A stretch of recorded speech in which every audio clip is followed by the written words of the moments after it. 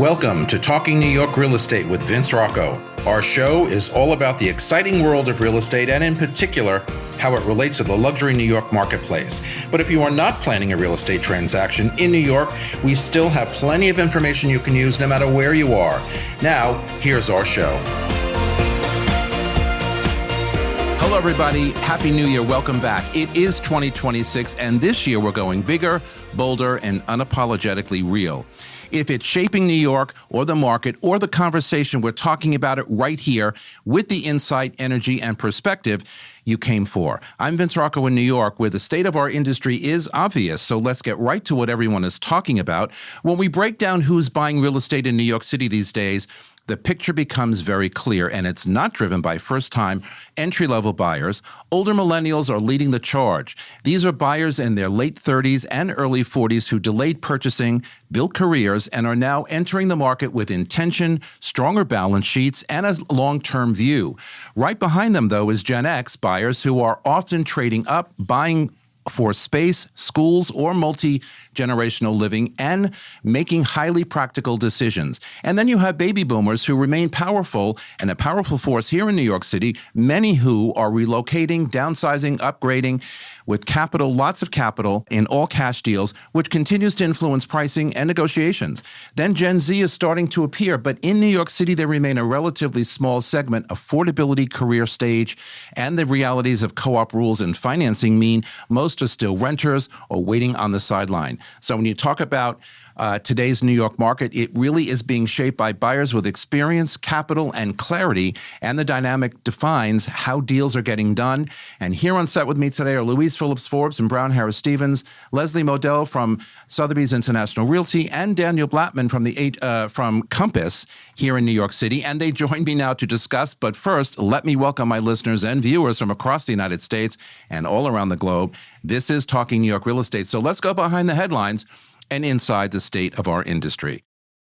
Hi, it's Stephen Bailey from Roadway Moving and Storage. Listening to Vince Rocco, you know the right partner makes all the difference. At Roadway, we deliver an experience your clients will love. For specialized services and white glove care, choose Roadway. Want to learn more? Email me at stephen@roadwaymoving.com or visit roadwaymoving.com. Okay, everybody, we are back. So, Happy New Year. 2026, as I said in the opening, I don't even understand where 2025 went, quite frankly. It's linked right by. We're doing the show coming up on 12 years. We're going to talk about that in a couple of weeks, which is all good. But today I want to talk about who our buyers are in New York City. We've gone through kind of questionable times, up and down markets, good markets, bad markets, flat markets, whatever. And we talk about that quite a lot here on the show. But there are buyers out there, and many of them, and things are happening and deals are happening. So what I really want to get to today is, who those buyers actually are. And we've got it broken out into millennials, Gen X, baby boomers, Gen Z, all the labels that everybody is very familiar with out there. So, Leslie, I want to start with you. Working with buyers directly, how are older millennials behaving differently today than they have in the last several years? I mean, as I said in the opening, they kind of sat back and took their time, grew their wealth, got their jobs, built their careers, and then all of a sudden, bang, I'm ready to buy. So what are they doing these days that may have been any different than other generations in the past? I mean, I just outlined a few things, but what makes them stand out more today? Quite frankly, it's very interesting to me, the dynamic of what happened in the last quarter of 2025 into 2026. Typically, it's kind of slower. People are thinking holidays and moving into a different headspace. This year, October, November, December was fire in New York City. It was absolutely, in my viewpoint, one of the busiest quarters I've had in many, many, many years. Yeah, true. Yeah. Interestingly enough, I have a cute story about this. I have now a client who I had never met, lives in Florida, lives in Greenwich, and lived in a rental in New York City. Baby boomer. Had no interest really in purchasing in New York, and then his rental building gets purchased. Now he is basically homeless when he's in New York. And he doesn't want to be in a hotel. He wants his own little pied-à-terre. Sure. So now he calls me up. It was a referral. And we go out to look. And within 3 days, he buys an apartment. We do the comps, we do the stats. This is somebody that had not lived in New York previously. And now he said, this is the time. New York feels right to me. And he went and purchased. It's like on sale. New York City is on sale. Absolutely. The value in New York City right now is incredible. And we had a very different reaction and response to what happened, in a vertical city with COVID. We didn't have what the tri-states and the outer boroughs experienced, which was a run in the market. Mm-hmm. No, it's true. New York is on sale, and it's interesting how people who have rented for years are sitting back, and also because the rental prices are going up. In that particular case, the building was sold, but anybody who's been in a rental for a long time, rents are going up. They're very high. They're higher than they've ever been, and it's been that impetus to push some renters into the bicycle. But Daniel, from a millennial perspective, though, okay, are they looking at value, lifestyle, or are they risk averse? I mean, what is really prompting them to get out there and say, okay, I've done what I've done. Now it's time for me to get out there and buy something. What's leading that cause for them? So as the resident millennial, the Show off. we kind of we got this short end of the stick a lot because as we were coming of age and getting our jobs, it was 2008. And we never really had a chance. Year. I know. Never really had a chance to find our footing at all in life.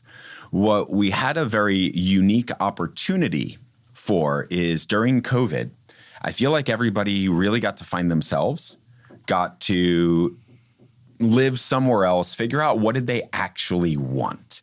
And we never really got to figure out what we wanted. I mean, I feel like I'm going through a bit of that soul searching right now in itself. But it was very scarcity and fear-based throughout our entire young adult life. So then during COVID, people traveled, they did all kinds of things. And then in 2024, we saw people coming back. They couldn't live in Florida anymore because Florida is a very short-term mindset before you become an alligator wrestler. Live in Florida anyway, whatever. Correct. It's a very, very limited time period. And the reason that we live in New York is because of the conversations. You can meet anybody, anywhere, the access to people that you have, and it is unmatched. And here we actually communicate. You go to London and you go to a restaurant by yourself, they give you a newspaper. Here, your neighbor's going to talk to you whether you like it or not. So there's always going to be something that is unmatched in New York City, and that's why everybody wants to be here. So in 2024, we saw people moving back. Then we started seeing people in 2025 finding their relationships. They wanted that permanence. And right now, for the first time, I feel like millennials are nesting in a very big way, and we don't want to move. So every year, if somebody is renting, you have this massive life panic. And we've been through that panic so many times. But if you're renting, your landlord's going to increase your rent or say that they're not going to renew your lease. The most challenging, anxiety-inducing time for a New Yorker is when you get kicked out of your home. And it happens all the time. And then you don't know where to leave, you don't know where to move. The rent's going to get increased to an insane amount of money, or you have to switch boroughs now. And if you move more than 5 blocks, it changes your entire life. Yep. So when you start looking at that, the only way to find that permanence is to buy a home. And that's why they're all buying. And I wanted to ask you mentioned the word borough. So are any particular boroughs in all of New York City leading the pack? Is it Brooklyn? Is it Manhattan? For the millennials who are buying, where are they, as you call it, nesting these days? So during COVID, Brooklyn massively took off. And I think everything is TV show driven because little Becky from Ohio was able to describe Brooklyn in different ways because of Girls, Gossip Girl, and Sex and the City. Now people are moving back into Manhattan because there's so much value in the Upper East Side. Same thing with Kips Bay and Murray Hill. And you have to remember that prior to COVID, we didn't have Wi-Fi and cell service in all the subways. You didn't have countdown timers in the subway. So you didn't know when your train was coming, and you had to wait upstairs on the street to finish your text message or phone call and then run downstairs to get on the train. All of that really happened in every train during COVID.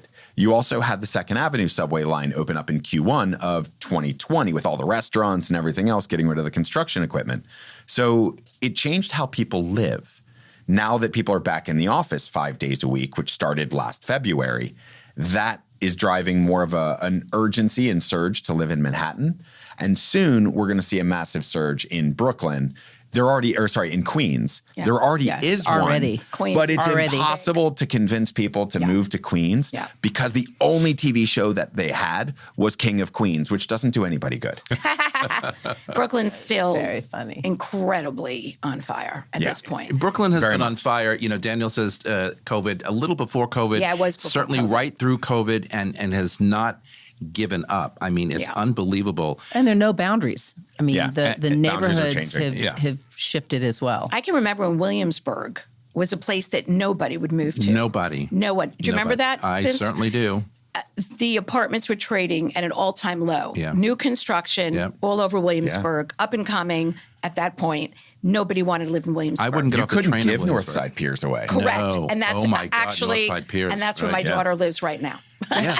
Well, listen, that started it, I believe. Yes. That development was unbelievable. Yeah. Louise, so from your perspective on the millennial front, I mean, are you seeing more millennials today than you've ever seen before? Again, based on all the things that we've mentioned, or is it kind of just, No, I Same. think that what we are experiencing from a buyer's front, and I've always had a very strong buyer's market that I serviced, and multi-generational at that. And I think that what we're experiencing for the millennials is that they want to purchase for the long term. They've been much more selective.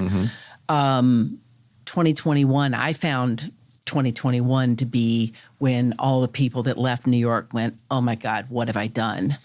And it took them 22 and then inflation for 23. It took them time to be educated to cautiously proceed. But the last quarter of 2025 was very strong. However, there's not enough inventory. So No. we are going to see a multiple bidding circumstance, Oh, yeah. whatever your generation is. And I think that it's strong, and the behavior of where they'll go has shifted. Yep. And from a multiple... You're very spot on there. Yeah, exactly correct. But from a millennial perspective, once again, before we move on to Gen X, are millennials prepared to, as Louise said, get into bidding wars or hot markets because of a lack of inventory? Do they understand how it all works? I mean, we tend to think, people who are willing to do that are the Gen Xers or the baby boomers. But what about the millennials? Are they really willing to I think fight so. for that? I think it's property? all depends on how educated you are.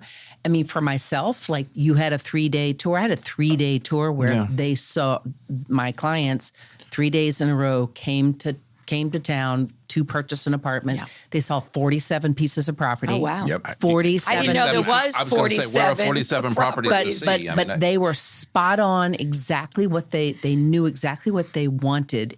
What they bought is exactly not what they Of course. articulated. Yep. But that is That- through that's what else is education. And you know what? The truth of the matter is that when I do my analysis and snapshots, I look back to the bottom of the market Yeah. and help individuals to literally look at the bottom and the peaks Yep. so that they understand where they're buying. And you got to realize that we are a city of renters. Yes. But 70%. and there's Still, only yes. there's only 30% available to be bought. correct. And a lot of people have nowhere to go at the moment, right? So this is the case study out in the suburbs, and the same problem. Yes, we can sell at an all-time high, but where are we going? Yeah. We That's have why you nowhere have to all of move those to. boomers coming back into the city. There's like, I paid my dues. My kids were raised Yeah, in a yeah. private school Yeah. in the suburbs, and now I want to be with my grandkids. No, boomers are coming back into the city because they want to have fun. Well, that's Like true. some of them Well, are like, that's sure, I'll true. hang out with the Dude, grandkids. I am a sometimes. boomer, and I am still having fun. Manhattan Empty, Yeah. empty is nester. Well, because we've never fun. left. I'm a boomer too. I did say that. I'm so sorry. I know. But we never left, No, right? I couldn't even. I told my husband to marry somebody else if he wanted to raise the Correct. kids in the suburbs. But Danielle, as a resident millennial, self-described there, You are, aren't you? Thank you. We hear a lot of things about millennials, right? Not always so great. Entitlement, a whole bunch of things that, whatever. From your perspective, living in that generation, is a lot of that fabricated? Is a lot of that real? Or is a lot of it like as you described before, serious, sat back smartly, figured out what the market's all about, figured out what your life should be about, and then go about it strategically? That's how I look at millennials. I think they kind of strategically sat back intentionally and said, hey, Or cautiously. Correct. And, I'm not ready just yet, but my life plan is to get there. Am I right with that assessment, or am I off? I think that we wanted to get there. I just think that we don't trust anybody. Well, Yes. all right, that too. That's true. The major challenge is that everything that we thought that we knew and that was told to us, we learned was full of shit. So there was no job market when we were promised when you that were we were coming going to have out, jobs. yeah. So Coming the into it, there millennial was not. market was the first full generation that said, like, the Gen X, you go to college, you get a job. Yeah. Millennials were, you go to grad school, Yeah. you get a job, because now everybody goes to college. That's very true. We came out and all right, now everybody went to college, then grad school, and all the costs went up because they allowed international money to come in. And For school? for school. Yeah, $100,000 to go then to all of that happened for Unbelievable. millennials. NASCAR. Unbelievable. Yeah, it's insane. So then When I you paid have that, and then you don't get a $4,000 job. to go to school. So you didn't get a job, and then you didn't have stock market, and you didn't have anything else, and you saw your parents were afraid, you were afraid. I mean, I was in New York City waiting tables, and I had people living on my couch as they were coming to New York to try to get jobs because there were no jobs anywhere else. I'm like, how am I a waiter making more money than all my friends that went to grad school? Correct. And sorting out what that life is. So I was very grateful to be able to give an opportunity. Correct. But that's what millennials were dealt for a very long time, along with crippling debt.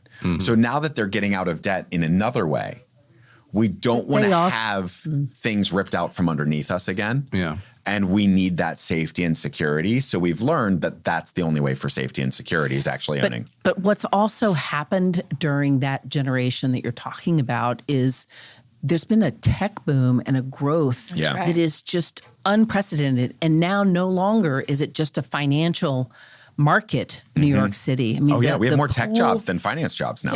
Yeah. Much more. All right, listen, we got to take a break. We're coming back. We're going to talk about the next generation, Gen X, right after these messages. This is Talking New York Real Estate on the More Network in New York. Don't go anywhere. The Everset provides full-service staging and furniture rental solutions in the New York area. For more information, please visit us at staging.theeverset.com or email us at staging@theeverset.com to request a free proposal. Okay, everybody, we are back. So, Leslie, Gen X, okay, that's the age group of 45 to 60. They don't get much attention these days. They're kind of like in the middle of the match here. But they're very active, okay? What is it that they're prioritizing? What are they looking for? And really, how active are they? Interesting.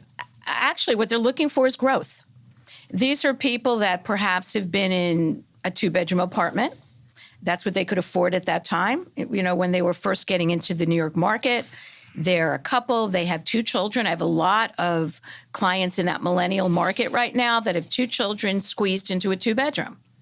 And they so passionately want to live in New York. Yeah. They'll do anything to stay and not have to go out to the suburbs. So what I'm finding with my Gen X, this is their growth period.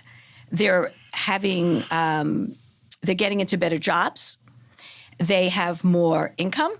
They have more asset, and they can get into a larger scale apartment, move in, and have that flexibility of space and location. And recently, case in point, I had somebody from the Upper West Side.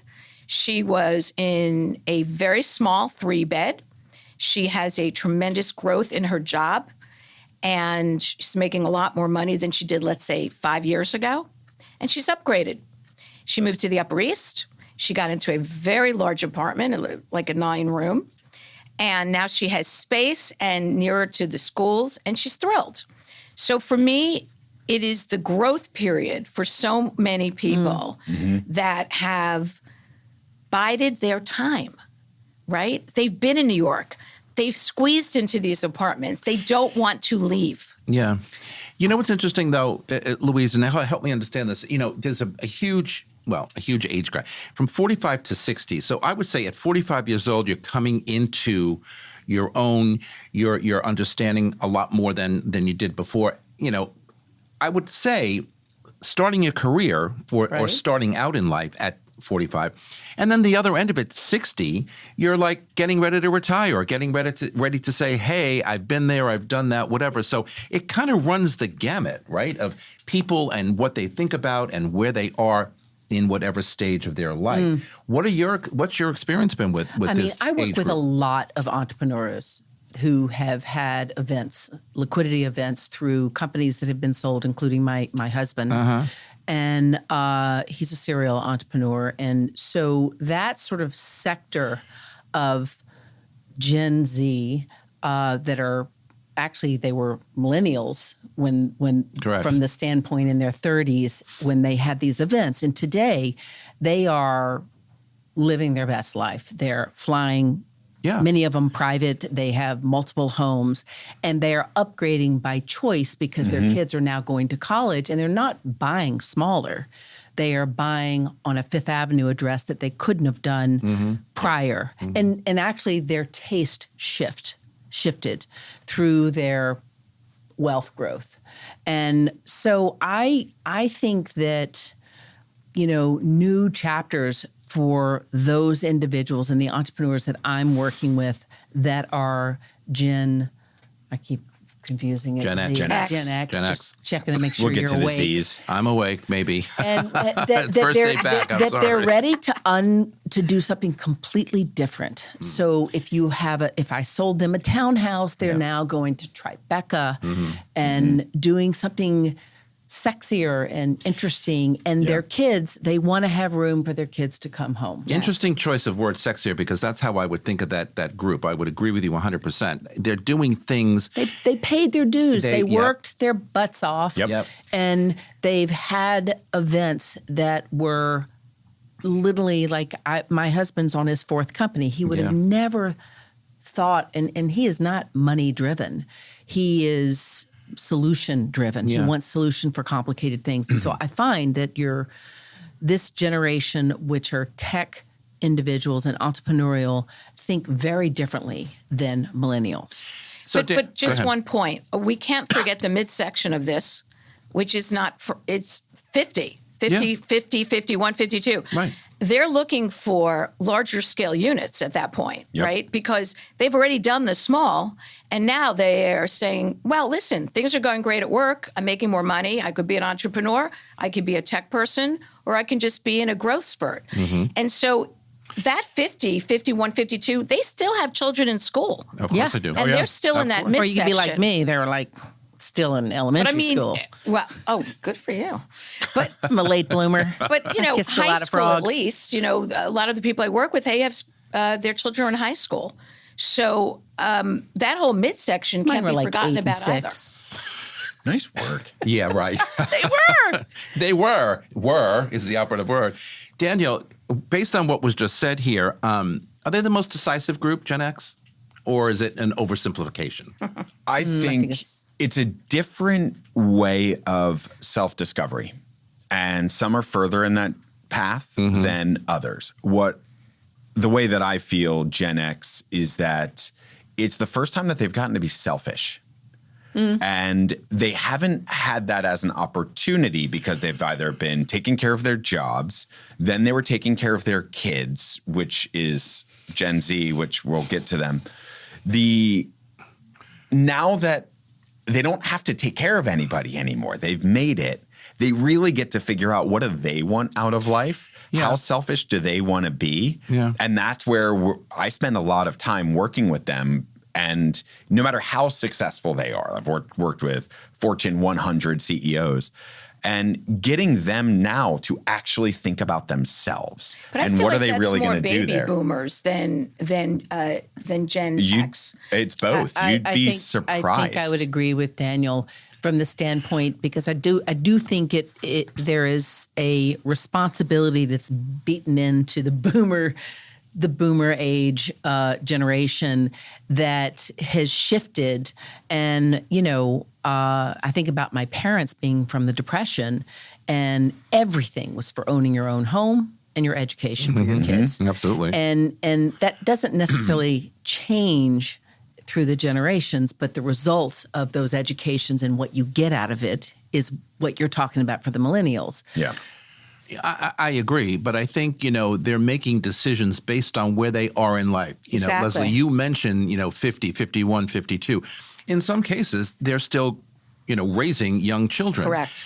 A lot of people started out late in life. A lot of people in their 50s have children going to college. Particularly in New York, because Particularly you're in New here York. for Absolutely. your career. I Yes. built my business doing transactions with single, highly successful Correct. women. Absolutely. It's like I'm 41 and just came to terms with, all right, I might be able to do a kid.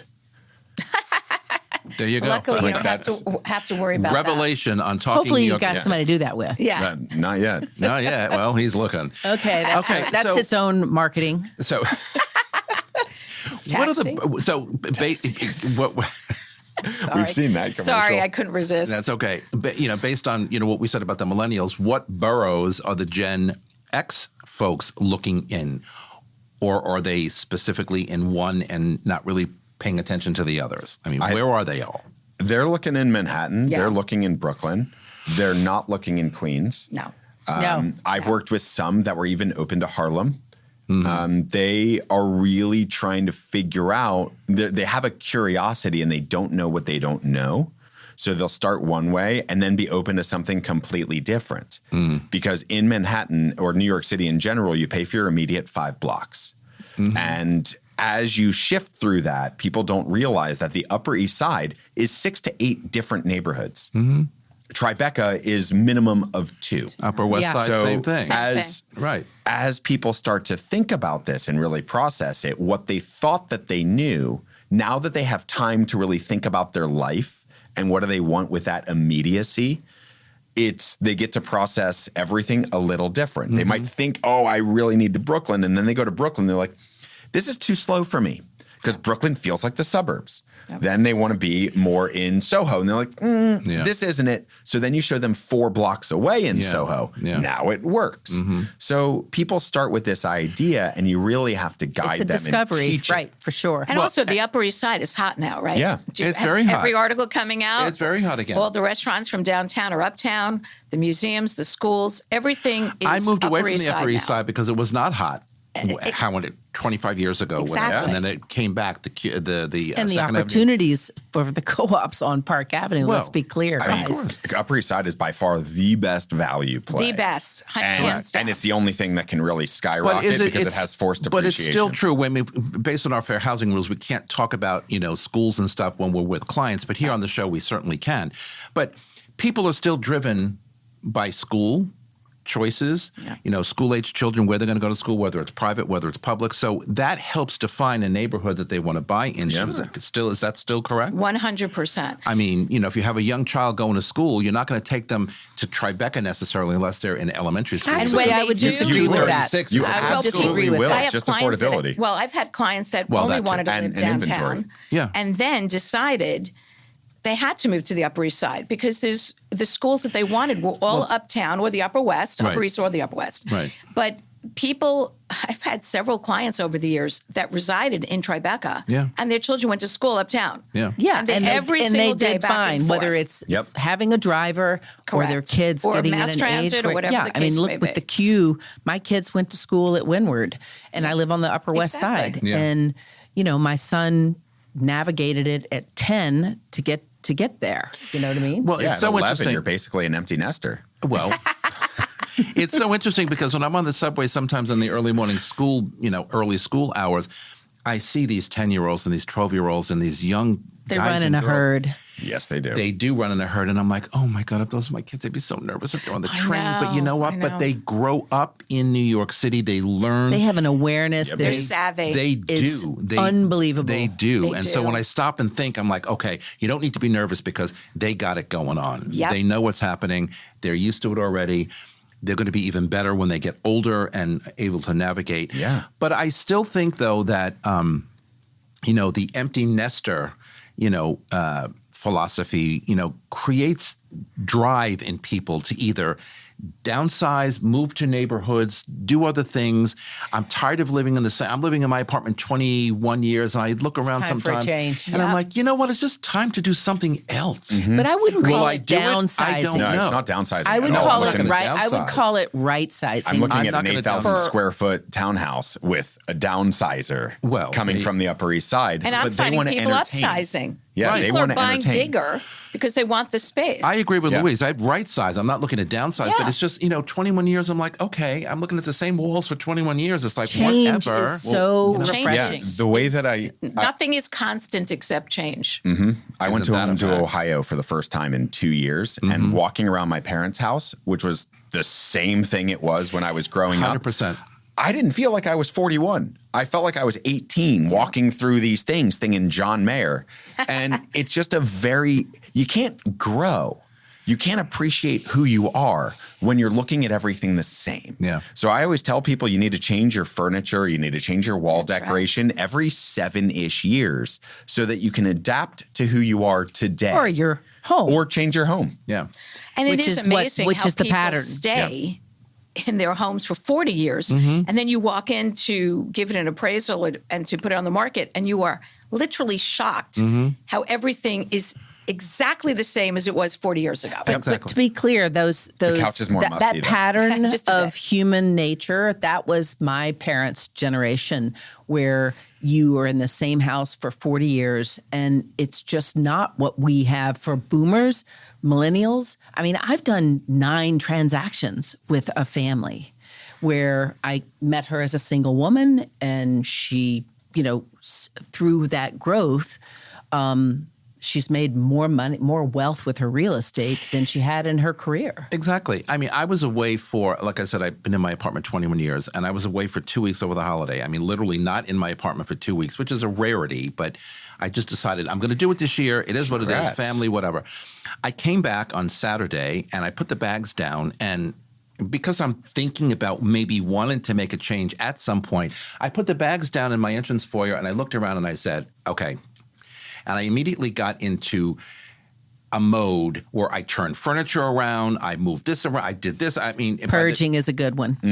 I was purging, but it Is that where you got that I don't even sweater? know where it came from. I found it in the closet, and I'm like, In the okay, way so back. in the way back, really. And I'm like, oh. So then I sat down. It was like 8:00 at night. I'm like, what did you just do? But since Saturday, every morning when I wake up, I look around, I'm like, oh, okay. Now, how did that spontaneity feel? It felt good, but now it gives me a little more time to think about, all right, I'm comfortable again. So do I want to make a change? Do I not want to make a change? I don't know. We'll talk about that when we talk about baby boomers on the other side of this break. Don't go anywhere. Talking New York real estate. We'll be back right after these messages. This podcast is supported by the More Network, powered by Brown Harris Stevens. Real estate touches every aspect of our lives, from design and architecture to investing and the economy. Now there's a way to get all your real estate information in one place. The More Network. With more than 20 podcast and webcast series, the Mastery of Real Estate Network is powered by Brown Harris Stevens, one of the country's most distinguished brokerages. Discover advice from notable entrepreneurs, compelling topics, and access to top global real estate experts. Subscribe to their YouTube and Apple podcast channels by visiting getmorenetwork.com. Okay, guys, we're back. So we're going to talk about baby boomers, and that is the age group from 61 to 79. Unfortunately, I'm in that category. I wish I were a millennial, but I'm not. They, remain a major force. If I think everybody would Major. agree. And they're mostly downsizing, reinvesting, or strategically repositioning capital within New York City. How are they doing that? Buying Or why for their are they Gen doing it? X kids? I mean, Well, Gen Z kids. they're buying for their Zs. Gen Z kids. Yeah, Yep. for sure. I mean that multi-generational wealth has been, through my 35 years in the business, has been prevalent and present, but I think even more so. I mean, literally, if I think about, the increase of trust transactions that are happening, or the parents are actually becoming the institution. So instead of paying a 7% interest rate, they'll do a right. 5% interest rate for their buyers, for their kids. Yeah. Because the kids do want to, they don't want anything handed to them, in my experience. And the baby boomers they're representing 2, sometimes 3 transactions if they're selling their suburban home to come back to the city, and they're also doing something in Colorado or in Florida or, Colorado's big these days. Very Interesting. big. it is. It's a And quality of Arizona. life. They're both actually dropping, and they have a massive oversupply in both. Well, yeah. I'm not talking about mass development projects. I'm talking about a very elite choice where they could live anywhere they want. Yeah. And they are, prepping for the next chapter, which is spreading they've planned their trust. They're helping to execute Correct. those acquisitions and protecting their wealth. We talk about cash in this business. I mean, and on this show for 12 years, we talk cash is king, no matter what the market is, no matter what the price point is. Cash is cash, and it's a big deal. How does all cash or high equity buying from this particular group, the baby boomers, change the deal dynamics in a particular deal? Does it take anything away from anybody else getting involved in the deal? Does cash always win? And why is cash important to people like this? You mentioned their trust funds, their savings for years and years. Why is all cash important? I mean, It's cleaner deal. It's a a much cleaner deal easier, for your cleaner deal. seller. It's a cleaner deal Well, for your for the seller, seller, correct. And Well, that wins the day. And for the purchasers, there's often a tax opportunity that you can manifest through investments. So I see it often where they're pulling the money right back out. I think the number in 2025 is And writing off greater their than clothes. 60% of the deals were cash. 68. Yeah. 68% were Also, cash. why would they Yep. be paying a 6% mortgage if Right. they have the cash handy in the bank? Right. It really Depends doesn't- on it's- if you're earning 15 to 18% on your money. I mean, I would say leave your cash and assets and, I would, and finance. Right. Well, to a point, because if somebody, it depends what their wealth is, right? If somebody has $100 million, they don't need to take out a mortgage for $3 million. It's unless there's a certain tax ramification. But at the end of the day, my clients that are really serious buyers and they can do cash, they're doing cash. I probably did more than 60% cash this year. Oh, yes, absolutely. but Absolutely. of And why those not? 60% cash, how many of them are pulling the money out and taking advantage of the tax opportunity? And a lot of them are also I doing would imagine asset Probably loans, more than or they're 50%. borrowing I'm sure from there's a help from reason life they're doing insurance. Right. So it's like a lot of cash purchases when they have that kind of assets. They're doing an asset loan, Right. or they're borrowing from their life insurance policies at a 2% interest rate. So they're not necessarily cash. They're just shifting some things around. Yeah. And also, it depends how much they want the unit, right? If you're in a bidding situation, as we all know, Absolutely. and somebody's contingent on financing and other people Yeah. are financing, and then you come in as the cash buyer, that's who they're going to gravitate toward. Yeah. And that is important when you're trying to win an apartment. Yeah, a buyer Yes, of but mine just lost a deal because we got beat out Yeah. from an all-cash buyer, and Yep. they were very upset. And I'm like, listen, this is going to happen, and it will happen again. I would probably. also just remind, that in the idea of the formula of utilizing cash and cash being king is that there are tax impacts on capital gains that are easy. They're easy solutions to resolve Correct. it, whether it's a negative pledge off of your assets Yep. or the life insurance, which they're most likely leveraging. Yeah. And for my sellers, Particularly the and boomers. for people and for buyers, I prep them a lot in understanding contingencies.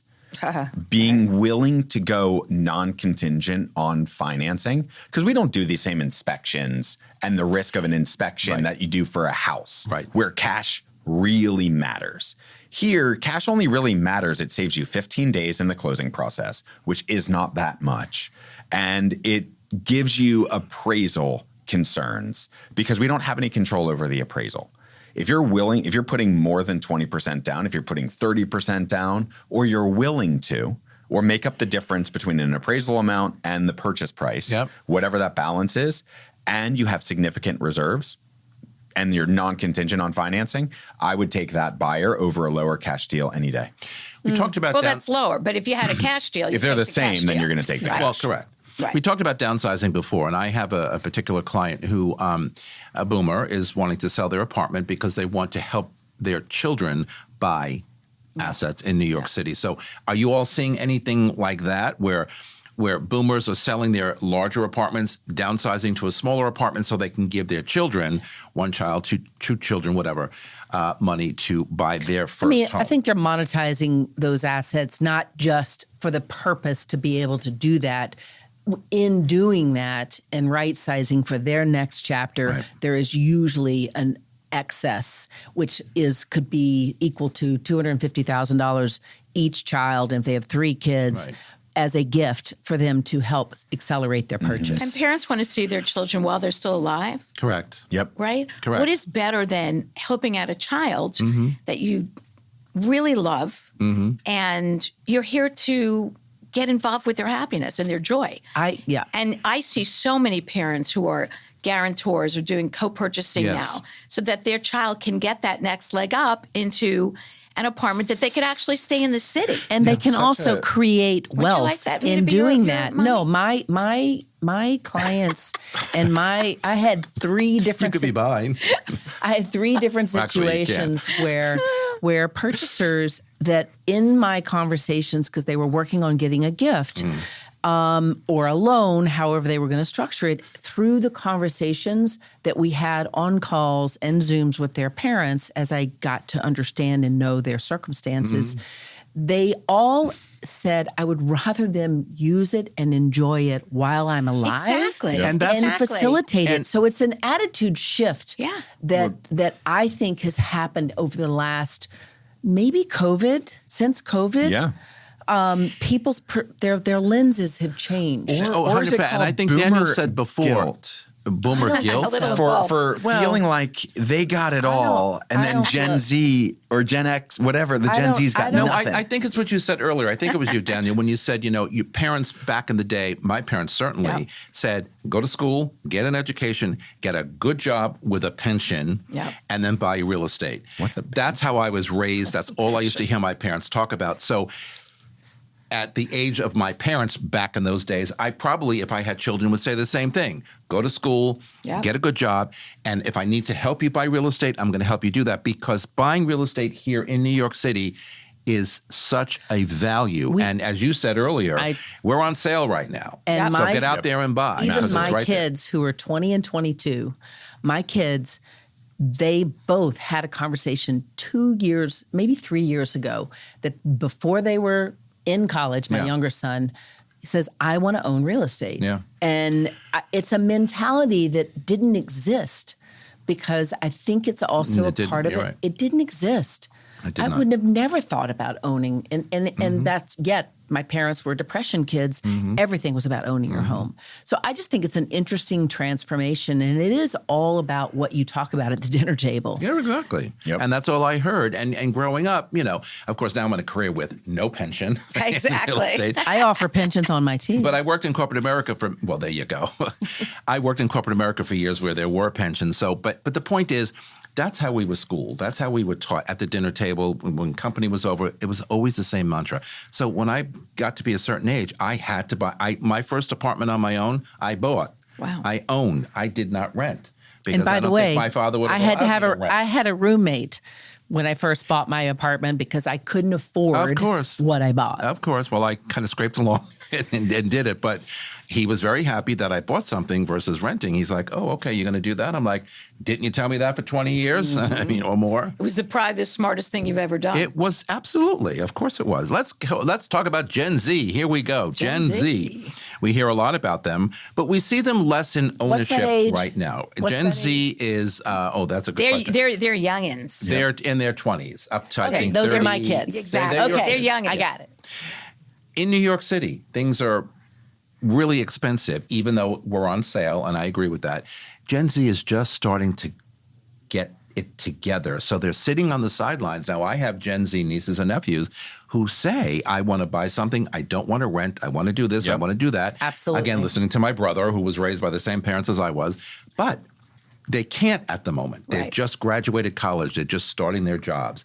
They're doing well, but they can't afford to buy. Where are they going with all of this? And how long is it going to take them to get to where some of them want to be, some of them are still trying to figure it out? I get it. It's part of being young. Where are they going? I think that they are a very responsible generation. They want the responsibility, but they don't know how to. So it's a challenging emotional place to be in because I feel like they want to grow up very much. And a lot Quickly, of them, or just grow up in general? I sometimes get the feeling they want to grow up faster I than think that they want to grow up the fast. time think clock so, is going too. to make that happen. And because they have a massive urgency because during their growing up, they saw social media. Yeah. And everything is so that's- fast, so they don't know how to savor the moment and have more of an attention span than a goldfish who just died at the county fair. So finding that stillness, I think, is their big challenge. And the way to do that is through the responsibility of actually making a home and a place where they feel safe, where they can actually slow down. So a lot of them, because it's New York City, have the ability to have their parents help. Exactly. The other people that I'm talking to in that place are looking at FHA loans. And fortunately, nobody talks about this. You can do FHA loans in Queens, Yeah. and you can do them in Brooklyn, right. and you can buy a 2 or 3 family home, even a 4 family home, almost up to $2 million. How does the dynamic change It's great. between a millennial and a Gen Zer from your perspective as a millennial? What do you see they, being Gen Z, need to do quickly to get up to where you are today? I mean, I said before, I think they want to rush things. They want to get there faster than their time clock is going to get them there. But do you see any kind of dynamic there? What I don't feel that Gen Z has is being grounded. And they have a different entitlement because they saw job promotions happen so fast. Like you would see somebody during COVID. A lot of my friends that were at JP Morgan or different banks saw this where you'd have a first-year analyst making $70,000. Then in order to be competitive, a new bank had to recruit them at $120,000. Yeah. So you're seeing these Right. massive salary increases without actually deserving it or paying their dues. And they weren't even in the office place to know how body language changes the negotiation.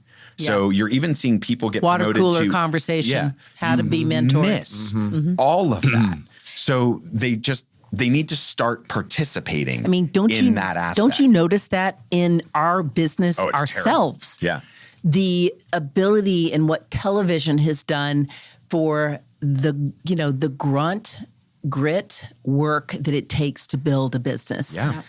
It's like when I got into real estate, I started doing $1 to $3 million deals right away. And it was just hustle because of like all I know is grind and work. Right. I would talk to people and they're like, oh my God, that's so great. You're doing deals above $1 million. And these were people that had been in business for 20 years who are still doing the 500 to $1 million bucks. And because of $1 million listing, people think that the $20 million deals happen all the time. They don't. No. There's not that many. They don't. There's not you that know many. what? The Gen Zs don't have the assets, right? So if, let's say you're 25 years old, you have a good job, but we're in New York City, and let's get real. You need to have significant liquidity post-closing to get into a co-op.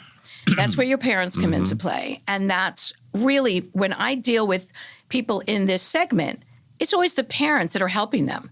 For They're sure. giving them the gift. They're giving them the down payment Not for in a the co-op, contract. though, in a condo. But no, even No, you in could a do it in co-op. a Well, in co-op. some as co-op, well. in some co-ops, You sure. can do Co-ops it. have You that can give a flexibility. gift. They And are by the doing way, it. they All can the time. co-purchase. Yeah. And they can co-purchase. They can be guarantors. They can do all the above. And that is really, if you want your child to be close by and you have the availability to give them the funds, that's what I'm seeing a lot of with Yeah. the people I'm working with. Right. They want their children to live in New York, depending on where, and they want to help them stay and be here and own because they don't want them to continually rent and spend $8,000 a month My son and throw it won't out the window. even discuss it. He's like, I am not spending a dime on rent. I'm Smart. going to save. Yep. He's like, can I live at home when I come back? But also they're Can I live already at on the home? mindset of Brooklyn or Harlem and a four unit townhouse and renting to their friends Yep. and or young professionals. So it's a mindset, and it's also our responsibilities as both real estate brokers, but also educators and parents to communicate this, because it is a mindset. You and your husband are enormously successful, and you have Gen Z children, 2 boys. When you engage with them, whether it's real estate related, whether it's buying something, renting something, as you just said, one son said, no, I'm not renting, and I agree with him. What's that dynamic between your husband and you and the boys? I mean, you get what they want. Abusive.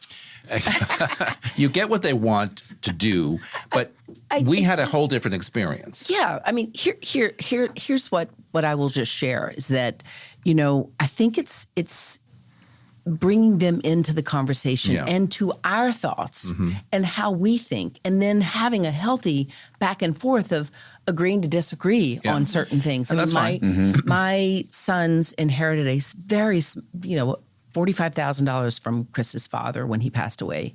And I was like, okay, do you guys want to buy a car? It's a lot for a 20-year-old. That is a lot. And do you know what? They both bought stock, and they were like, I am not buying a car. I'm not wasting my money on a car. Exactly. I'm going to use yours.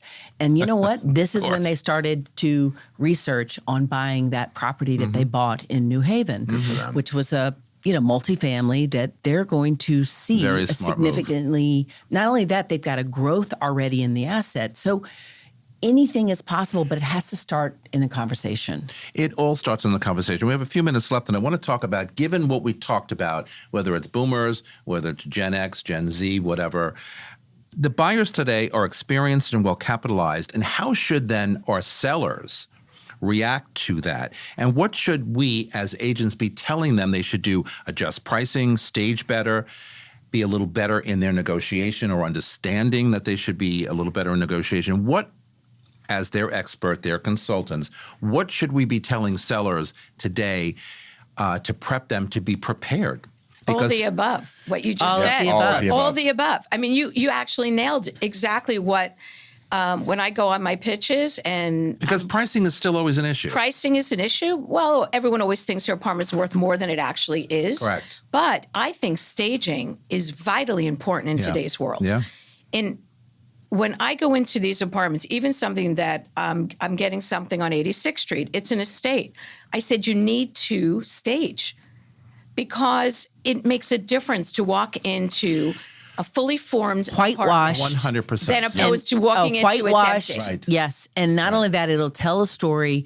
You will also, the noise of looking at what they have in their space, you can vanilla ice cream it, and then they can put their own imagination in it. You don't like paint chips that you're served at your open house? But I will also But the just say staging that is important because you want it to feel like home. When you walk in, you want to sit down. You want to look at the view. You want to feel that energy and the vibe in the apartment. You don't feel that unless there's a place to sit down. And so staging, pricing, vitally important. And you outprice yourself, you're cooked. Pricing is vitally important, but yet, in the first 8 days That's on the it. market Well, is That's it. everything. Everything. it's everything. all of it. But when you're having these initial conversations with sellers, they'll still say, well, and I'm going through that right now. They're still trying to decide if I'm going to get the listing or not because they're $150,000 over what it should sell for. Yep. And I've been at this game for 20-something years, and I think I know how to talk to people. And I'm struggling with the right words to say, hey, I mean, guys, here's the thing that I always use and fall back on is that they're the 3 Ps. You've heard me say this. Correct. There's preparation, Yes. presentation, and pricing. And secondly, the most important thing is that I cannot make up the market. Yep. And our buyers No, we cannot. Our buyers have so much access to data that the virtually staging of apartments don't tell the story Right. No. often. And Correct. so No. it is part of why, like, you have to have a strategy. Like, at the end of the day, it's your home, but we have to partner together a game plan. And if you feel strongly at 150, Right. which I'm telling you is not the market, let's go for the process, but we're giving it 8 days, Yeah. 10 days. That's what I Virtual say. I say staging. 2 weeks, and because you don't want to dismiss their feelings, No, right? You right. have For to sure. embrace the Right. way they feel and respect it. I always say, give me 2 weeks. If we don't see immediate traction, we are not priced correctly. We have to make an adjustment right away. And- because you don't want to chase the market down. That is probably one of the Right, worst right. things that a broker Very that bad. we can do. Month after month, and just We see it all the And time. we All the have time. a moment in our market where I believe that if there's so many educated buyers waiting for new product, Yep. that if you put it actually just a little bit under, Yep. you will Yep. get $300,000 That's right. above your asking price, yeah. which has happened to me with 8 offers. Yep. So it's But a that strategy. is such a hard Well, sell. people- It's a It is strategy so that hard. Yeah, You're people right. forget Very that hard. Very hard. pricing is not value. Pricing is a positioning tool on where the For property is traffic? going to be placed 100%. in the market. It is not the actual value. That Not. is decided by the by market. the market. That's right. That's right. Absolutely. Drop And the don't mic. virtual stage the apartment, please. No, virtual Changes the staging. entire Oh, suspension you of know, disbelief, and just- people walk in and like, oh my God, this is not what I thought it was going to be. You know, I have then they start never, looking back ever through to done figure out that. what apartment they're seeing. I was never a virtually believer stage, in but that. I put the pictures. We do the same. Yeah, right. Sometimes Right. it's nice to be able to look It at is. the dark green apartment walls as it is, and then whitewashed. Exactly. And that is such an easy snap of a All right, we've got a minute left. Quickly, where do you think the market's going to go, given all we talked about today, regardless of who's buying, not even between, starting right now, 2026, where are we going this year? Right now, our market is going to see massive growth. I think we're going to see the rise of the co-op because people need to Yep. remember you're not going to rent your apartment out. Yep. You do not need the flexibility of a condo. So save your money on the closing cost, save your 30% on the purchase price, Yep. buy a phenomenal home that you can really make your own, and then buy investment properties. So figure that out and start setting yourself up for the long term. So I'm certain that this year is the rise of the co-op. It's also going to be the rise of adjusting the ego to move to a neighborhood that makes sense versus move to a neighborhood that gives you the immediacy for what your life is today versus who you're going to grow into, because we're all growing in a phenomenal way right now. Here's what I said on the show a couple of weeks ago before we took a break. I said, in 2026, our problem is not necessarily going to be interest rates, because I think interest rates are coming down a little bit, Yep. not much, but people are starting to get used to what they are, what they have been for the past year and a half, 2 Yep. years. Ain't going to change. It is what it is. What I believe our biggest issue is going to be in 26, and I think Louise referenced it before, is inventory. Inventory. We're Yes. going to have lower inventory. I this think year. we'll see we have it now. inventory. We have very We low have it. inventory now. I think this is the first time that sellers are actually going to understand for the first time in 5 years that if you put your apartment on the market, it will sell. Correct. That's Whereas correct. they haven't had that belief for a long time. Yeah. So that's held a lot of sellers back. Yep. I also think people want a bite of the apple. There is such a longing for people that I speak to from all over the country to come back to New York, to be I agree. back in the city that they love and that they want to be a part of again. Yep. And now is their opportunity Yep. to do that because the prices are low. People are really not understanding what great value New York is now, certainly compared to Florida. and the or- wealth opportunity for growth. Yeah. Oh, yeah. Absolutely. And Yes. despite who our mayor is, It doesn't is- matter. At it the end of the doesn't day, matter. if you Yep. work in New Even York and Central you Park want to live West in New York, voted you for the stay in New mayor, York. so it's- 100%. You know, when I people totally agree say with to you. me, how have I found this to change the people's mindset? I said, I haven't. There's been no change. Yeah. If anything, I've seen steady growth for the last quarter into this first quarter of 26. I'm already have 4 people wanting to buy an apartment right now. You know, when people say to me all the time, what about this? What about that? You know, how do you feel about New York? My answer always is New York City is my town. That's right. It is my town. And It's I'll been never for bet against it. Almost 40 Never. years. I will never bet against it, and I'm not going anywhere except to a break. And when we come back, you're going to hear my final thoughts. Don't go anywhere. Hi, it's Stephen Bailey from Roadway Moving and Storage. Listening to Vince Rocco, you know the right partner makes all the difference. At Roadway, we deliver an experience your clients will love. For specialized services and white glove care, choose Roadway. Want to learn more? Email me at steven@roadwaymoving.com or visit roadwaymoving.com. Okay, everybody, we are back with my final thoughts. So the takeaway from this conversation is clear. Today's New York City real estate market is not being driven by hype or headline narratives. It's being shaped by experience, capital, and intention. Older millennials, Gen X, and baby boomers are making deliberate, long-term decisions that really influence everything from pricing to negotiations, and that's how the deals are working. While Gen Z will eventually play a larger role, the current market belongs to buyers who understand New York, have lived through multiple cycles, and are approaching ownership with clarity rather than urgency. And that generation dynamic is exactly what defines where the market is and where it is headed next. And that is our episode for today of Talking New York Real Estate. As we head into a new year, remember, it is not about grand promises or overnight change. It's about intention. Choosing clarity over noise, growing out of comfort, and being deliberate with how we show up every day. Thank you for listening, for watching, and for being a part of this conversation. If this episode brought value, share it, subscribe, and keep asking the questions that matter. Until next time, stay informed, stay intentional, and keep finding your space. Thanks to my guests for being here on set with me. You can always follow me on Facebook, Threads, Instagram, LinkedIn, Blue Sky, or Substack. At Vince Rocco. And Norman Vincent Peale always said, shoot for the moon, everyone. Even if you miss, you'll land among the stars. And from all of us here at Talking New York Real Estate and the More Network, to all of you all around the world, thanks for spending a part of your day with us. I am so grateful. Keep thinking the good thoughts, and I will see you next time. Happy New Year, everyone.